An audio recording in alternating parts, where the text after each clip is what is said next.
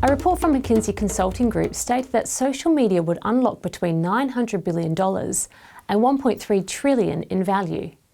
The fact that McKinsey could not get closer than plus or minus 30% of their claim shows that the value of social media is relatively unknown, or at least all claims should be viewed with scepticism.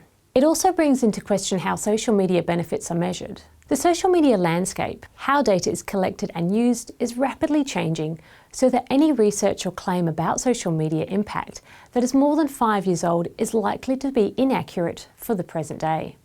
The early conception of social media was for organic search. That is, placing marketing content on the internet so that people could find a company, its products, and reach the start of the sales funnel. When social media introduced paid advertising, it became possible to measure when people followed through from an advertisement onto a company's website and then made a purchase. This means an ROI could be calculated. This could be broken down further into a chain of actions including reach, engagement, stickiness, authority, and conversions. However, the attraction to promote this new form of advertising led to some heavily exaggerated claims of value. One of the most common is people claiming that, say, $500 of social media gives them 4 or 5 times return in sales. Their only cost is their time. The omission of costs of labour to create and manage social media strategies and content makes these types of claims wildly inaccurate. But if we do consider labour costs, does this mean companies are now accurately measuring the value of social media to the bottom line? Probably not, because it's harder than that. One key trend is that as consumers, we are bombarded with online advertising, which means it has a diminishing impact on us. Think about the last time you purchased clothes or electronics or another product online. How many windows on your laptop or phone did you have open so that you could look at several websites and their product information, prices, service, or ratings? When I decide on an online purchase, I might have clicked on an ad. However, it is unlikely that I will buy during that internet session. I might come back a few times across the week before I make up my mind. I will look at organic posts or read blog reviews about products, but I will still search for independent reviews.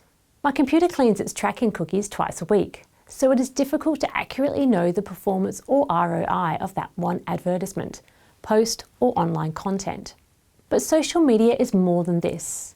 It's about building rapport with customers, developing loyalty and repeat purchases that is critical in an era where buyer switching costs are very low. Social media can help build a tribe that become your biggest product and brand advocates.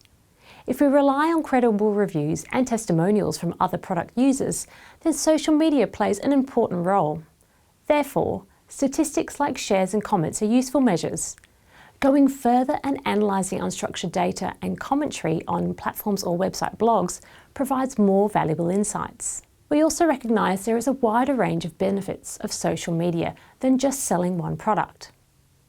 One is internal company operations. Many companies use tools like wikis as a way of knowledge transfer.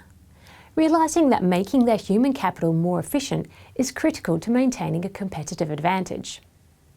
Computer storage company EMC used internal social platforms to encourage staff to highlight inefficiencies and improvements to senior management without going through slower channels and layers of management. EMC believed this led to better decision-making where they were faced with negative external forces that forced them to undertake cost-cutting initiatives. To recap, measuring the benefits of social media is not easy to do. It is more than a simple ROI, and it is naive to not take into account the time used to create content and manage platforms. Reach and engagement has been an industry measure for many years, but companies are also realising that customer relationships are not often covered by these measures, and more qualitative analysis is required. Research conducted shows that using social media internally in organisations increases collaboration, participation, and creativity. But you can't tell your employees that there is a new platform you want them to use without training and guidance. There is an element of change management that is required because you are changing the way people work.